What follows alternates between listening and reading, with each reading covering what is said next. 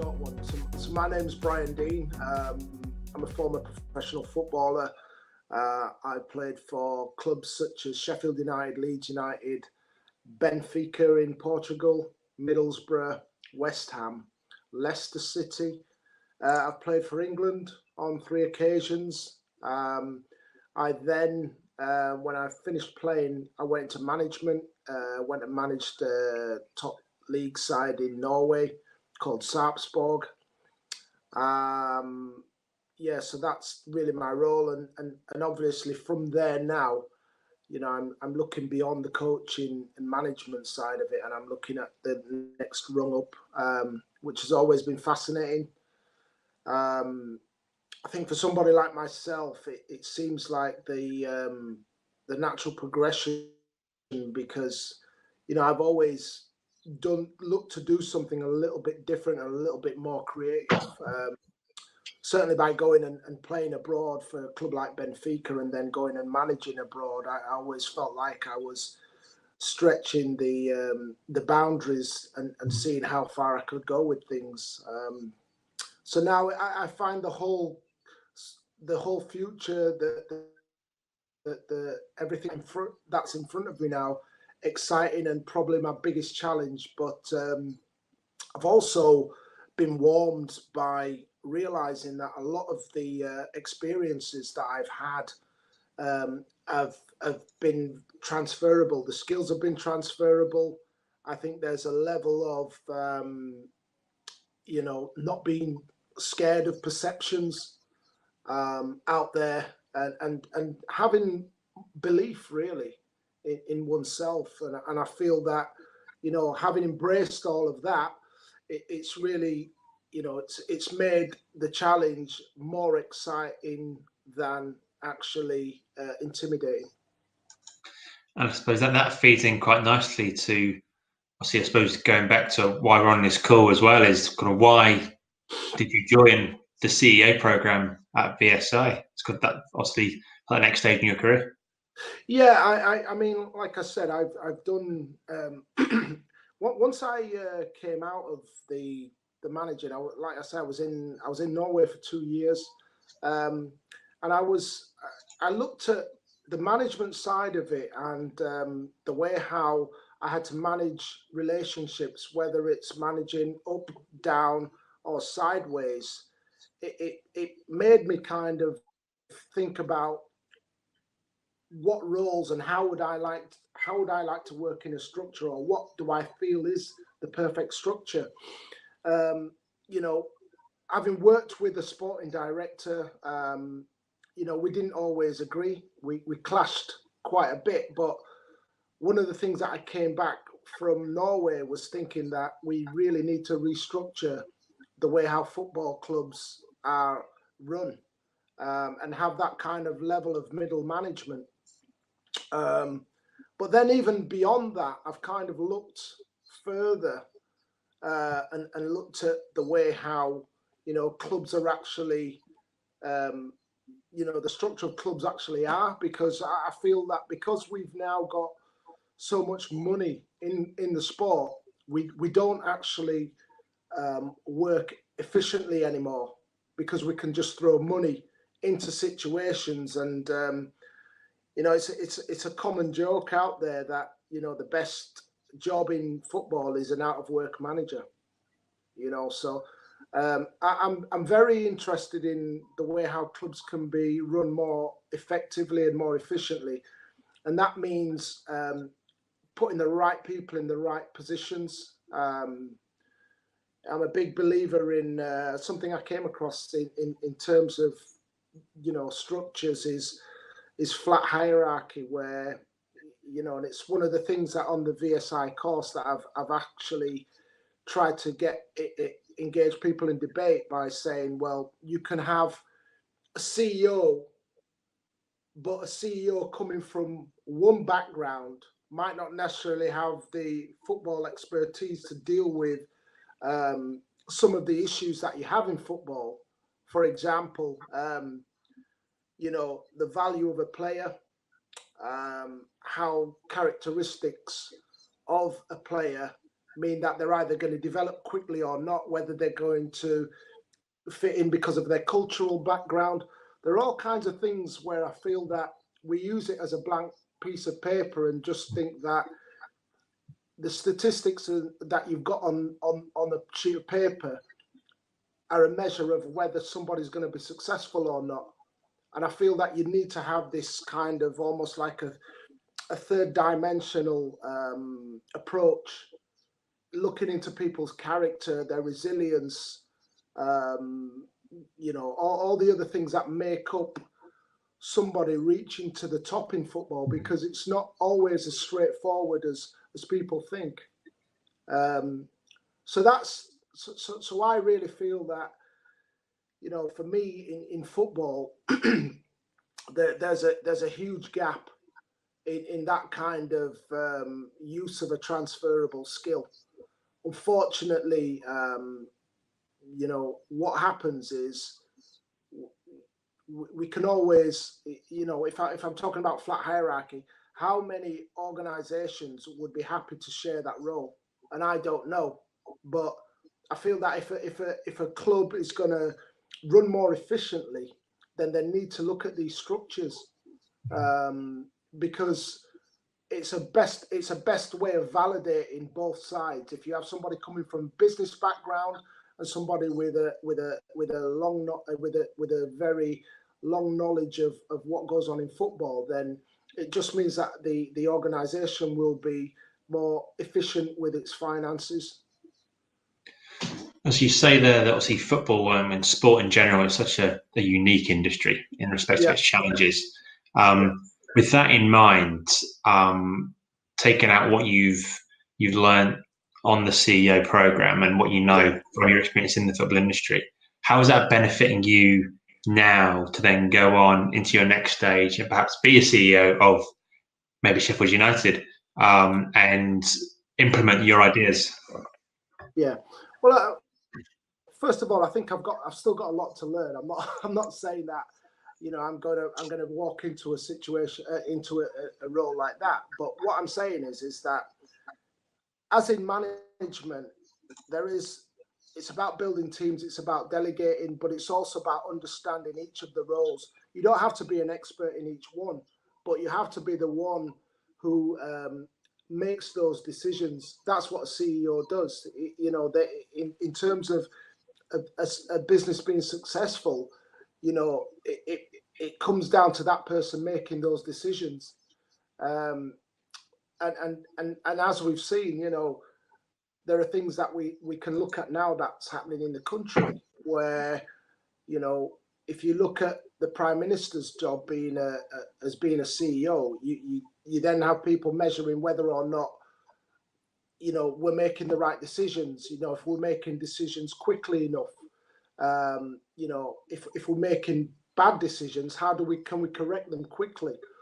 And it's the same in football, and it's the same in sport. You know, but for me, it's been a great learning process. It's also been good being in the room with like-minded people, you know, who are very experienced in business and also from sport, and looking at their journeys into where their positions are now. The benefit of that is that we can all learn from everybody's experiences in the room, and it's a great network. Well, that actually leads perfectly to my next question, which was going to be that obviously working at senior levels in sport in general, it involves a lot of networking, sharing ideas, sharing knowledge. Yeah.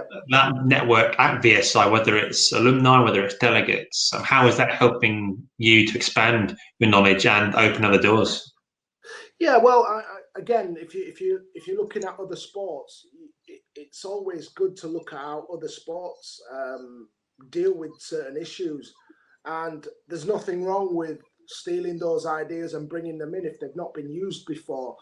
You know, I've learned a lot from, you know, they're all, I mean, traditionally, the head of sport has always been an industry dominated by males.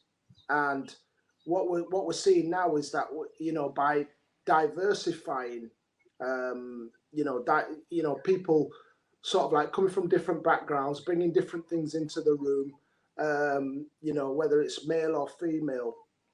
You know, we're having to adapt. You know, to stay on top, you have to adapt. And I'm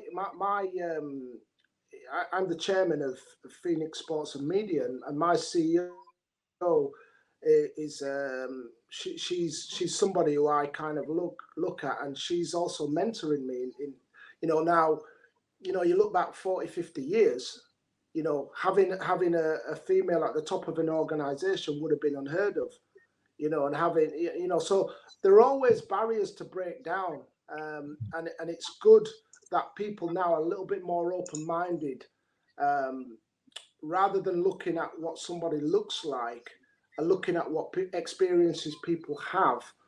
And from that, decide, okay, well, I can respect what they're saying. I'll listen to what they're saying. And if they're talking sense, then maybe that's something I can learn from. Certainly being in the room and talking to the guys, I always find it, when I first went in there, you know, for me, it's coming from the background I come from and not really understanding what people thought about me was I wouldn't say it was intimidating, but it was like, I didn't want anybody to think I was coming here to say, you know, aren't I wonderful? Because I'm not that kind of person. But what I found was that a lot of people were very interested in some of the situations and some of the experiences I've had. You know, and that means in situations dealing with managers, dealing with other players, you know, how we got through one situation and another. And what you find is that it's almost like football is almost like crisis management, because you have to get results every 3 or 4 days. You know, otherwise there's a crisis, a full-on crisis. You know, managing those situations and creating the right environment is very important. And it's one thing that I learned when I was playing. I think when I went for my interview, what I decided was I was going to take all the managers that I played for in with me, and I was going to their knowledge is how I kind of view my management style, you know. So I would take the best from all of those people, you know, and I paid for some of the best managers at the time. But I would also look at managers who I didn't agree with, and I had to make a decision. You know, did I do I agree with that? Would I do that? And if not, why not? If I'm not going to work that way, then it's going to be about creating the right environment for everybody to thrive in. And I think that's what you have to do, whether you're a CEO or a manager. You have to create the right environment for everybody to thrive in. Because that's how you become more efficient and effective in your role, and that's how the business itself becomes more effective and efficient. When you mentioned there about when you walked into the room at VSI and wondering maybe what other people thought of you or your career to that point, yeah. How did you manage that transition from being a professional athlete into maybe the business side of sport? And do you think having that career as an athlete has helped you in your kind of post-football career? Well, definitely. And again, it comes down to experiences. I think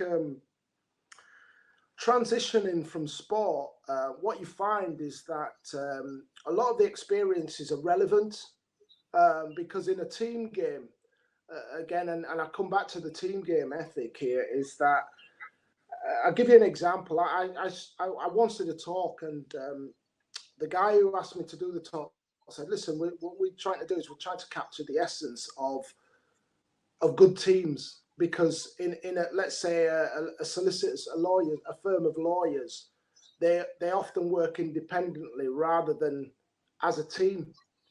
And, you know, bringing that kind of mindset into the workplace, you know, it kind of, I realized quite quickly that potentially this is a hole that, you know, businesses are missing out on. You know, I'm not saying it always applies, but definitely there is a kind of a groupthink mentality in sport, or whether you're in sport or whether let's say you're in the armed forces where you go through everything together. It's about making sure that everybody steps over the line together, and that in itself takes a certain type of leadership. But it's up to the individual to kind of decide on which pillars are most important to them. Is there any aspects of the course in particular that you've really enjoyed and really engaged with, whether it's kind of in the classroom or out the classroom, anything which you think, I like that, I can really take something from that going forward? Yeah, we had a project where we had to sort of like invent an organization, a sporting organization, and everybody everybody had a role. So if we split into, let's say, 5, we had one person was a CEO, one was a CFO, one was the head of HR, one was a chief commercial. And I thought that was brilliant, because what that actually did was it gave you a real appreciation of every role and how it links to the head role. And it's a great opportunity to kind of learn a little bit more of all of those posts. And I suppose if you're a CEO, then there's a good chance that you've had to work in those roles anyway to get a general understanding of how the organization works. So I thought that was brilliant, and I really, really enjoyed that. It was totally alien to me, but it got me out of my comfort zone, and I had to ask questions. I went down and I spoke to some of my contacts down at Sheffield. There were 2 instances. One of the instances, I actually went down and I spoke to Sheffield United about how they dealt with. It was to do with stakeholders, and I went and asked the people down at Sheffield United how they dealt with it, and it gave me a real insight into what goes into a football club to prepare for a new season, and how if you're to get your full complement of money from Sky, for example, you have to have everything in place so to tick those boxes. And then the actual, once you've done that, what then comes next? So that was brilliant. The other one was we decided to do a 3v3 basketball organization, and that worked really well. I mean, the insight into bringing everything together was really good. It was really exciting. And the funny thing was that I've got some friends who are in Kosovo, and they actually do a 3v3 program and have done it for the last 4 or 5 years. So after doing a little bit of research, I realized that what we did was almost mirrored their business plan. And it was fantastic. It really was. And you can actually go on YouTube and see what they do. But we'd actually done something here with all the connections that we had. We had people looking at kit. We had people looking at sponsors. It was a fantastic exercise that we did, and it was one that kind of it brought us all together a little bit more. We all then knew a little bit more about each other. So it was tremendous, really enjoyable situation. Brilliant. And then just kind of stepping back again to towards the end, and at the end of your playing career, did you know what you wanted to do when you finished playing, and did you have a plan, or were you planning for that? Well, I kind of. It's difficult when you're. I'm not going to say anybody actually thinks that they want to. They want to transfer into business. It wasn't that straightforward for me, because it's very difficult when you're in sport, because everything when you play at the level that I played at. Just 1 second. Sure. It's very difficult when you're in sport, because everything's done for you. You know, literally everything is done for you. The club look after you in every way. And it does leave huge gaps in terms of, you know, what you need to do for yourself once you leave sport. So having been in that comfort zone and coming out of it, it's quite harsh. And in many ways, you know, we are unprepared because, you know, you don't have to do much apart from prepare to play, to be at your best. And it's a real failing, I think. I think that, you know, we need to really look at that in terms of how people are transitioning from sport, not only into business, but also just out of sport, you know, for kind of mental health and well-being reasons as well. But no, I think from a personal point of view, I always had some interest in business, but I think that if I'm honest, while I was in there, I was perhaps playing at it a little bit, you know, because I didn't really have that full responsibility. It's very difficult to kind of be able to manage your affairs and then play in a Premier League game. You know, you're totally focused, and I think that sometimes clubs, you know, because they're paying you X, they don't want to know that you're going and you're spending sort of like 2 afternoons a week on a building site or something like that, you know, because it's going to impact on your performance. But it's definitely good to start thinking as early as possible about the transition, because it comes very quickly. Also, you mentioned obviously being a Premier League player there. You scored the first ever Premier League goal. Did you foresee the league kind of reaching the huge commercial heights it has over probably the last decade or so? No, I've got to be honest. I mean, the money. I'll give you an example. So when the Premier League started, the average wages were, let's say, X, and then you hear that somebody's earning 10 grand a week, and then you hear, I can't remember which club I was at, but I remember we were all saying no one ever is going to earn £20,000 a week as a footballer.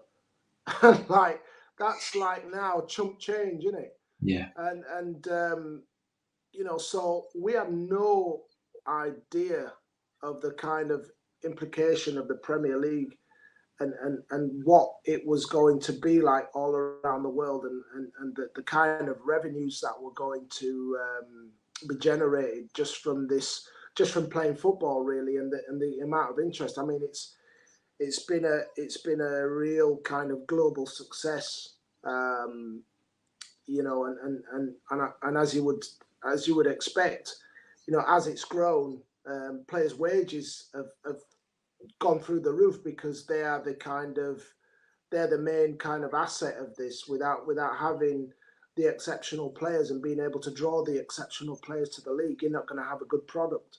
No. So it's far way beyond anything that I thought it was going to grow into. I mean, we all did well by playing in the Premier League, but you know, it's gone on a different level now, and even like how it's filtered down into the Championship. You know, if you think about what people are earning in the Championship, you know, even sort of like into the you know, the early 2000s, you know, you can't compare what people are earning there now, you know, then to now. So, you know, you don't necessarily get the same quality, but it just tells you how much money's floating around now in the league. It's phenomenal. Also, I know you don't have a crystal ball, but do you? Is it? Because I ask this to a lot of people. Is it sustainable in the long term, the long run? Is it going to be more and more and more in terms of wages, or is there going to be a ceiling? Are we at that ceiling now? My personal view. I mean, look, if I was a CEO at a club, I would be thinking very much about what's going on in the world right now with the pandemic. I think that and it's going to be hard to implement. But if you look at a player's contract, if a player's earning £200,000 a week, and we get another pandemic, and you've got 10 players earning that kind of money, what's going to happen to the club? What have they got in a player's contract that is going to safeguard the club? And I don't know how that is. I don't know how you get around that, because you have to kind of guarantee a player's wages. But if you let's say half of the clubs decide, yeah, we're going to put a clause in a contract, and half of the players don't. Sorry, half of the clubs don't. Then all that's going to happen is the agent's going to take his players to the clubs that don't have these clauses in, because at the end of the day, they're thinking about the client. They're thinking about what money they're generating for themselves, But there's going to have to be a way of clubs safeguarding themselves, because I have it on good authority that a lot of clubs were, at the end of the season, they were living sort of like with no sustainable plan. They kind of money in, money out. And, what happens to sponsorships? If people can't go into clubs, if you can't get the same levels of sponsorship and advertising, what happens to a sponsor? Does he go back and try and renegotiate his contract, which ultimately will mean less money for the club? Well, that happens then. That's going to affect their budgets. That's going to affect how many people they're working in a club. I think that, we got to a stage where in clubs, assistants had assistants, and that's, again, that's off the fat of the finances. I feel that we're going to have to, moving forward, be a lot more efficient with budgets.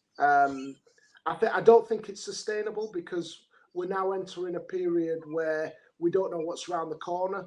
If you're an owner at a championship or a League One, League Two club, how do you sustain your finances? The also transfer fees are going to come down, because who's going to want to pay a world record fee now when we might have to take a 6-month break from football? The calendar's been moved back. All of these, I don't know whether or not people are taking this seriously, or if people are just kind of holding their breath and hoping that when they come back from underwater, everything's going to be fine. Yeah. No, it's a worrying time, must be, if you're a chief exec or an MD of a Premier League club, certainly. Yeah. My final question, Brian, is what advice can you give fellow sports industry professionals who are looking to join the CEO program at VSI as to why and how it will benefit their careers going forward? I think now we have an opportunity to to bring more ideas into the boardroom, and into clubs, and the world's changing. For me, it wasn't probably until 2 years ago that I really understood what being a YouTuber was, and the kind of revenues that they can generate for themselves. I think that, the earlier you start to think about life after sport, or actually giving yourself a competitive edge by being on a course like the CEO course, the better opportunities you'll have. The better opportunities you'll have to have a bigger network that are going to get you through certain doors. This is the future for me, because we're reaching that point, I think, where you need to bring in people who can be creative and who understand what's going on at all levels, whether it's diversity, culture. We have to take all of these parts of the spectrum into consideration. So in terms of your learning, you'll definitely get left behind if you're not thinking about and planning what your next step is, and also the other thing about it is it's really it's fun. It's benefited me. I've really enjoyed it. I actually feel more confident when I go and I'm in certain company. I don't have this perception about people anymore, because I know that I feel that I'm on that level, and it's, you kind of prepare yourself, you arm yourself with the tools, by learning. You then have to think about things like how, you want people to view yourself. And I know I'm dressed in a jumper right now, but there's things like making sure that you dress for the job that you want, not that the job you're in. You set your standards for yourself and how you want to be perceived by other people. These are all things that certainly you kind of, they're all relative now. They're all relevant. And I've certainly learned that you kind of, when I was younger, you'd look at somebody in a suit going into a boardroom and you'd think, wow, what do I have to do? There was always a kind of a cut off, and none of that really